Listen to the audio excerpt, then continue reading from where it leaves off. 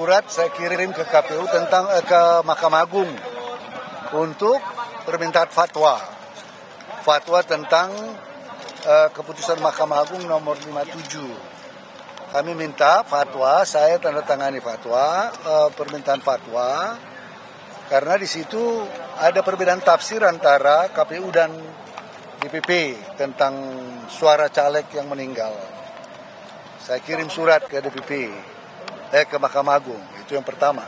Yang sebelumnya kan itu riwayat diri apa segala macam, SK DPP, SK biasalah itu formalitas. Tapi inti pokoknya sebagai ketua DPP, ya sebagai ketua DPP, saya mengirim surat permintaan fatwa ke Mahkamah Agung.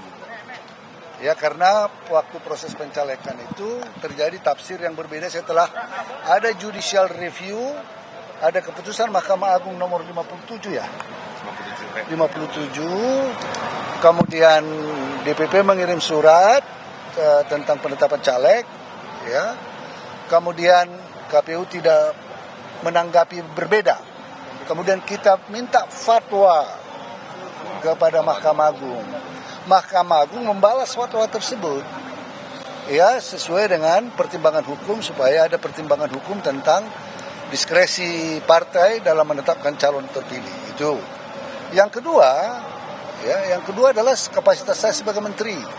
Saya menyerahkan tentang perlintasan Harun Masiku. Itu saja.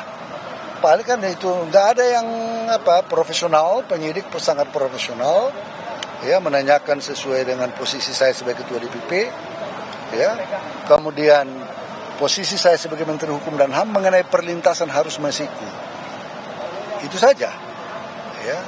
Berapa pertanyaan tadi Pak diajukan oleh pendidik? Itu kan pendidikan di mana, kemudian mengapa timbul surat tersebut. Ya saya jelasin Pak, sebagai ketua DPP. Sebagai menteri kemarin ada info soal Harun udah di Indonesia atau masih di luar negeri Pak? Kan itu dia masuk tanggal 6, keluar tanggal 7.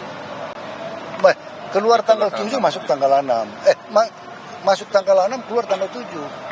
Dan baru belakangan keluar pencekalan. Itu aja, nggak ada. Paling turunan-turunan yang follow up. Maksudnya kan udah selesai lama karena banyak demo. Nggak bisa keluar kita. Pak, ya. Dalam pertanyaan itu sempat ada pertanyaan terkait dengan keberadaan Harun Masiku nggak sih Pak ke Bapak? Tidak ada. Tidak ada sama sekali. Tahun berapa dan bulan apa ya Pak? Ya 2020. Ya. Oke?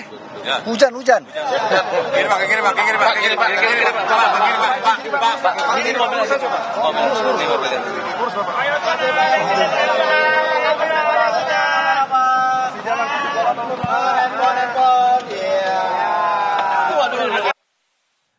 Artinya sudah lebih dari 7 jam, Saudara. Ex-Menkumham Yasona Lawli menjalani pemeriksaan di Gedung Merah KPK, diperiksa terkait dengan kasus yang menyeret Harun Masiku.